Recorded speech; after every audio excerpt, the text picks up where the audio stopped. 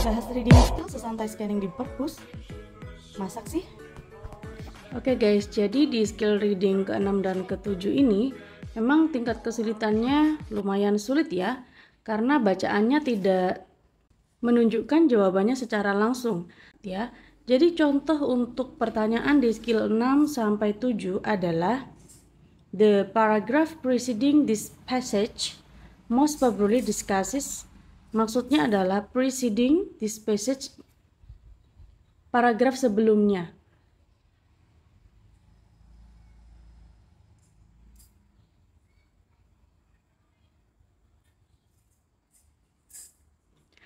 Jadi kira-kira paragraf sebelumnya itu membahas tentang apa sih? Apa yang dibahas? Skill kita tidak harus membaca keseluruhan bacaan. Akan tetapi, kita harus melihat kata kuncinya. Untuk pertanyaan seperti ini, preceding this passage, itu kita skillnya melihat di garis paling awal, yaitu the most conservative sect of Mennonite Church is the Order Amish, with 33,000 members living mainly today in the states of Pennsylvania, Ohio, and Indiana. Jadi sampai titik ya. Baris pertama maksudnya adalah kalimat pertama, klausa pertama. Dan ini kita lihat adalah membicarakan tentang ini dia, Old Order Amish, yaitu the most conservative sekte yang paling konservatif. Dan untuk pilihan di sini ada delta, the most conservative Mennonite, ini adalah pengulangan. Jadi kalau untuk pengulangan kalimat, maka jangan sampai dipilih ya. Jangan sampai. Untuk yang Charlie, the communal Amish lifestyle. Lifestyle adalah gaya hidup ya. Dan komunal adalah sekumpulan. Gaya hidupnya seperti apa? Apakah mungkin paragraf sebelumnya akan membahas tentang lifestyle-nya Amish? Karena di sini tidak dibilang atau tidak disebutkan tentang lifestyle yang lain ya. Jadi untuk yang Charlie itu tidak masuk lifestyle ya. Apakah di sini disebutkan tempat tinggalnya? Ya, memang disebutkan tempat tinggalnya. Apakah mungkin di paragraf sebelumnya juga disebutkan lagi tempat tinggalnya?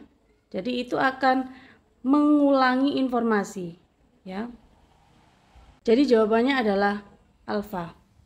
Bagaimana bisa? Jadi ini artinya other more liberal sect of Mennonite. Karena yang lebih nyambung adalah ini ada more liberal sekte ya. Dan untuk paragraf yang ini disebutkan ada the most conservative sekte. Jadi kemungkinan besar yang dibahas adalah the more-nya. Setelah the more itu the most. Gitu ya. Jadi jawaban yang paling tepat adalah alfa. Next kita lanjut ke nomor 2. Which of the following would probably not be found on Amish farm? Not be found. Jadi kata kuncinya adalah not be found ya. Kata kuncinya adalah not be found in Amish farm. The Amish farm, they live on farms. Nah, they ini kembali ke siapa? Ya, they otomatis kembali ke ya the Amish. Without itu tanpa ya. Tanpa itu sama dengan not found tadi ya. Tanpa radio, TV, telepon, listrik, lampu listrik, dan mobil. Jadi mereka berpakaian in plainly styled and colored old fashion. Jadi pakaiannya kuno dan terkesan tertutup rapat. Dan untuk pertanyaannya, not found in Amish kemungkinan besar adalah yang berhubungan dengan teknologi canggih. Kira-kira jawabannya adalah ya delta ya, karena refrigerator itu sama dengan kulkas dan hammer itu palu ya. Kemudian cart itu adalah wagon sama dengan keranjang atau bisa juga gerobak ya. Kemudian long dress berarti pakaian panjang. Dan refrigerator adalah kulkas, dan tidak mungkin di Amish farm itu memiliki kulkas. Untuk pertanyaan selanjutnya, nomor 3. It can be inferred from the passage that a quilting bee. Quilting bee itu apa sih ya? Quilting bee itu adalah, kita lihat di sini. Nah, kata kuncinya adalah quilting bee. Nah, quilting bee itu apa? As a commonplace activities. Jadi, aktivitas umum tempat berkumpulnya communal form of living. Jadi, berkumpul untuk membuat sesuatu kerajinan atau berkumpul untuk berpesta ya. Barn raising and quilting bees itu adalah sebuah istilah ya, istilah perkumpulan orang-orang suku dari Amish tadi, yang mana sebagai commonplace activities. Commonplace activitiesnya macam-macam, intinya berkumpul. Dan it can be inferred di sini dimaksudkan adalah, maksudnya apa? Jadi dari apa yang bisa kamu pahami tentang a quilting bee itu ya. Jadi untuk pilihan pilihan delta dulu ya. Untuk pilihan delta, provides needed solitude, menyediakan kebutuhan pribadi. Jadi solitude itu pribadi. Jadi tidak mungkin ya. Always follows a barn raising, selalu mengikuti kegiatan barn raising. Tapi di sini tidak disebutkan always follow atau selalu bergandengan ya. Tapi cuma dikasih tahu yang mana kegiatannya adalah barn raising and quilting bees, tidak harus bersama-sama. Oke, tidak disebutkan, tidak menyiratkan ya. Untuk yang B, is necessary when raising bees. Penting ketika ada raising bees. Oke, jadi tidak pula disebutkan tentang necessary-nya. Yang disebutkan lebih masuknya adalah commonplace activities, yaitu involves a group of people, gitu ya. Jawabannya adalah alfa. Pertanyaan yang keempat, which of the following is most likely the topic of the paragraph following the passage? Untuk di skill ini kita harus memahami pertanyaan yaitu following the passage, yaitu kalau preceding tadi sebelumnya, ini adalah sesudahnya. Paragraf sesudahnya itu akan membahas tentang apa, kemungkinan besar gitu ya. Kita lihat untuk bacaannya. Nah, skillnya di sini kita harus fokus sama baris terakhir, yaitu kalimat terakhir. Dari mana? Dari titik ya. They have a highly communal form of living. Jadi mereka memiliki highly communal form. Living itu ini ya, kita artikan sebagai mata pencaharian mereka, yaitu mata pencaharian dengan cara barn raising sama quilting bees, tapi dilakukan dengan bersama-sama. Nah, untuk pilihan jawabannya di sini adalah the effects of the communal lifestyle on the old order Amish. Langsung kelihatan ya nyambungnya karena dia membicarakan tentang communal lifestyle on the old order Amish. Yang mana yang dibahas adalah efek-efeknya. Kalau kita memilih Bravo, how the old order Amish differ from the Mennonite. Padahal di dalam bacaan untuk Mennonite itu adalah induk dari si Order Amish. Old Order Amish adalah bagian dari Mennonite. Jadi tidak bisa dibandingkan, tidak bisa di-differ antara Mennonite sama Amish gitu ya. Maka dari itu untuk Bravo, jadi jangan dipilih. Untuk yang Charlie, the effect of modern technology on the Old Order Amish, malah tidak disebutkan sama sekali, tidak ada istilah efek modern ya, ada teknologi modern, tidak ada sama sekali. Bahkan mereka sangat menolak. Kemudian untuk Delta, the doctrines of the old order Amish, untuk doctrines itu sudah disebutkan di paragraf sebelumnya ya. Coba kita lihat. Belief in doctrines of inspiration from the word and simplicity of life. Ini disebutkan di kalimat kedua atau klausa kedua.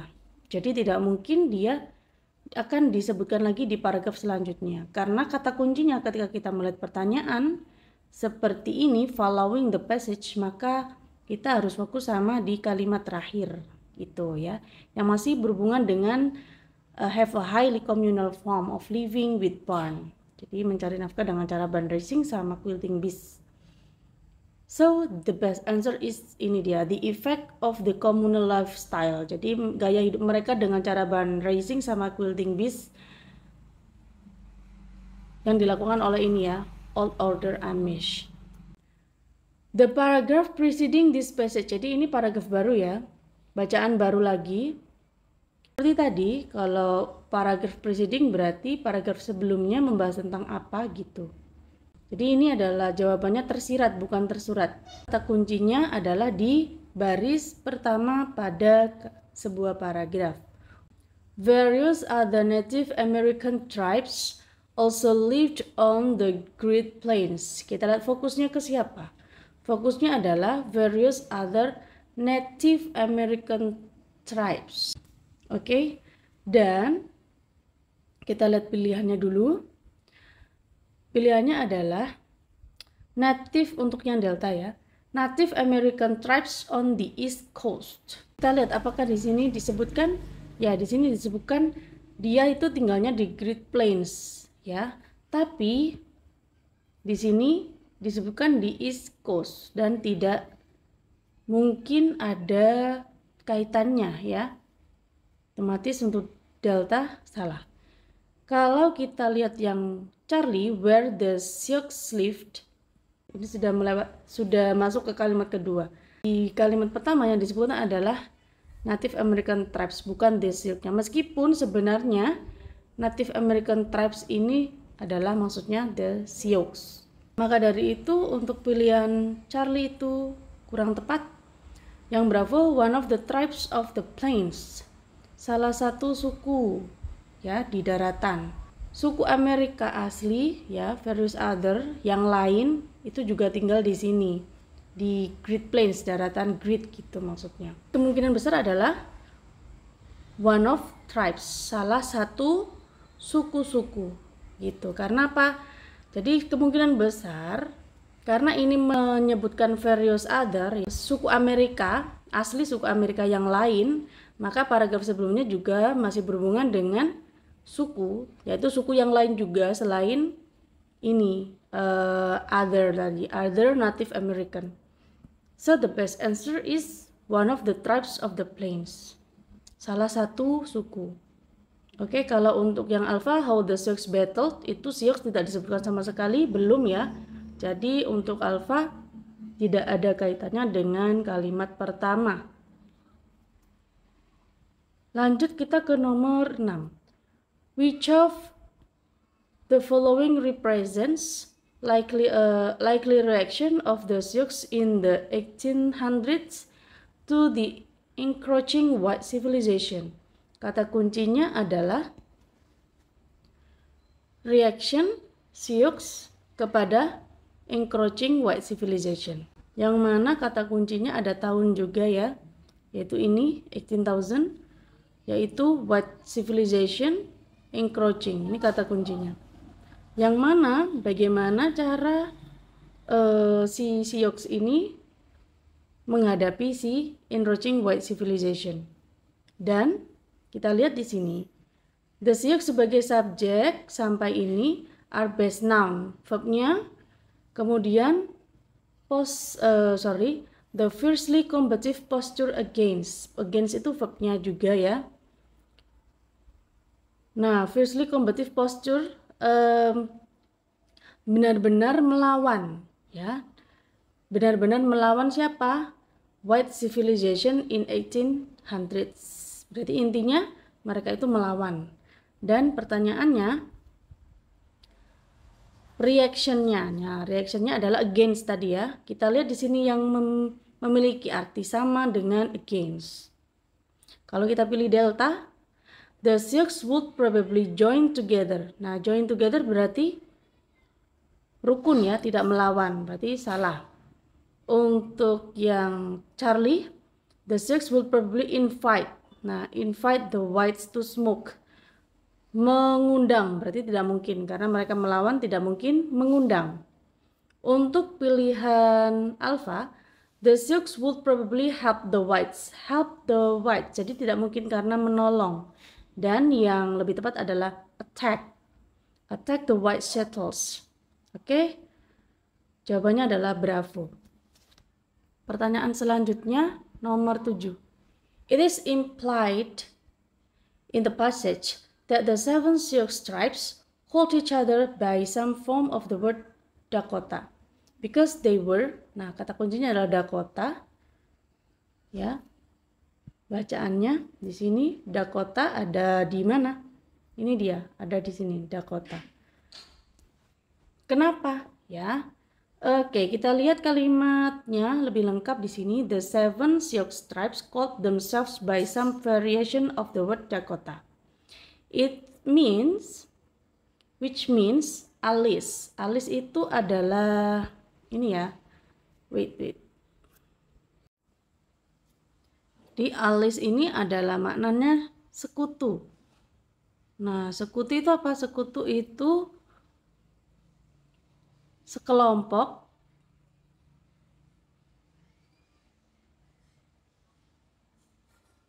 kumpulan untuk mencapai tujuan yang sama.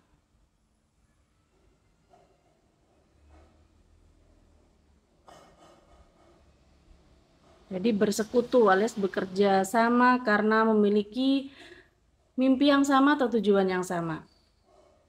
Jadi di sini the 7 Sioux tribe called themselves by some variation of the word Dakota, which means alis. Jadi Dakota itu artinya adalah sekutu, alis dalam bahasa mereka. Oke, itu adalah kata kunci dari itu tadi. Maka dari itu jawabannya yang mana kira-kira? Kalau kita memilih enemies berarti mereka itu bermusuhan. Jadi tidak mungkin karena mereka alis ya. Kalau fiercely combative itu bertarung. Nah, mereka juga tidak bertarung. Kemudian kalau all living in North Dakota, mereka semua tinggal di Dakota bagian utara, tapi tidak disebutkan. Malah mereka tinggalnya di mana? Bukan di North aja ya. Kita lihat di sini ada tulisannya yaitu ada yang di Eastern, ya kan? Ada juga yang di South, ya, ada yang di North, ada juga yang di Wyoming. Oke, jadi jawaban yang paling tepat adalah united in cause. Bersatu karena sama-sama memiliki sebuah alasan yang sama ya. Seperti itu. Nomor 8. It can be inferred from the passage that the present day states of North and South Dakota. Jadi present day itu maksudnya adalah saat ini ya. Present day. Jadi kata kuncinya adalah North and South Dakota. Present day itu yang kamu bisa tangkap apa gitu ya. Kita lihat bacaannya. Kata kuncinya tadi adalah North Dakota sama South Dakota. Yang bisa di-invert apa ya? Kita lihat kalimat lengkapnya. The Tether Sioux or Lakota move even farther west to the plains. Jadi pindah ke agak jauh ke barat of the present day ya. Jadi pindah agak ke barat hari ini. States of North Dakota, South Dakota, and Wyoming. Well, kita lihat untuk pilihan jawabannya. East of Minnesota. Tidak ya, tadi malah dijawab west ya. Are home to 4 tribes known by the name Dakota. 4 tribes. Apakah benar ditinggali 4 tribes? Sedangkan di bacaannya cuma North Dakota, South Dakota sama Wyoming, jadi cuma 3 ya. So, it's false. Kemudian untuk yang Charlie, receive their names from the tribes living there. Menerima namanya dari suku-suku yang berada di sana. Bisa jadi kalau kita lihat yang Delta are part of the Eastern Woodlands, bagian dari Eastern Woodlands. Sedangkan di sini west ya. Wait. Kalimat sebelumnya adalah the Eastern Woodlands and moved out onto the plains. Jadi sebenarnya adalah di Eastern tapi pindah gitu ya, pindah ke barat. Oke. Dan jawabannya yang paling tepat adalah Charlie. Karena mereka nama dari si Dakota sama South Dakota itu yang menamakan adalah suku-suku mereka sendiri, bukan nama dari daerahnya sendiri ya, bukan daerahnya yang memang namanya Dakota, tapi mereka sendiri yang menamakan Dakota. The tribes-nya yang menamakan Dakotanya sendiri ya. Karena ini tadi Dakota itu berasal dari kata ini tadi, Alice. So the best answer is Charlie, received their names from the tribes living there. Okay guys, thanks for watching. I hope you understand well about this skill. See you in the next occasion. Bye bye.